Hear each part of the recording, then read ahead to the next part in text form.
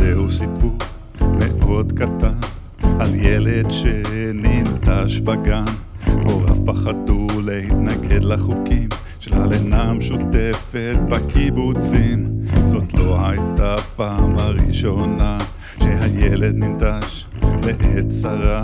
זה קרה כבר קודם בארץ הסוף, כשאבא הכניס לילד אגרוף, לילד אגרוף, לילד אגרוף, לילד אגרוף, לילד אגרוף, לילד אגרוף, לילד אגרוף, לילד אגרוף, לילד אגרוף.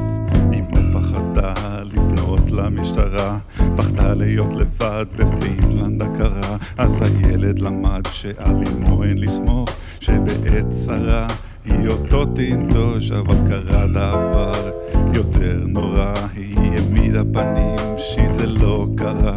וכך הילד למד מאמו שצריך להעמיד פנים ואסור להיות עצמו, אסור להיות עצמו, אסור להיות עצמו, אסור להיות עצמו, אסור להיות עצמו, אסור להיות עצמו, אסור להיות עצמו, אסור להיות עצמו, אסור להיות עצמו. למרות כל הקשיים, השקרים והחרמים, הילד למד לאהוב את עצמו, למרות שאימו לא אוהבת אותו. כן, למרות כל הקשיים, השקרים והחרמים, הילד למד לאהוב את עצמו, למרות שאימו לא אוהבת אותו, לא אוהבת אותו, לא אוהבת אותו, לא אוהבת אותו, לא אוהבת אותו, לא אוהבת אותו, לא אוהבת אותו, לא אוהבת אותו, לא אוהבת אותו.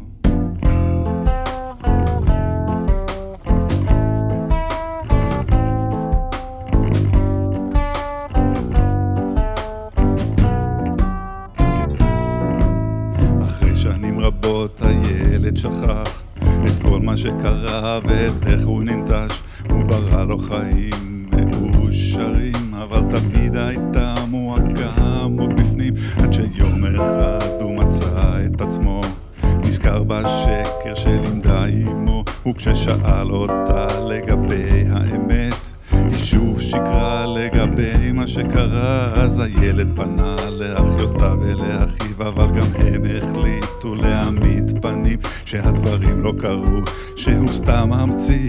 ופתחו בחרם משפחתי, ואז התפרקה המשפחה. הילד גילה שזאת סתם הצגה, הם לא מסוגלים להתמודד עם הבושה שהאבא אנס את כל המשפחה. האבא אנס, בושה, בושה.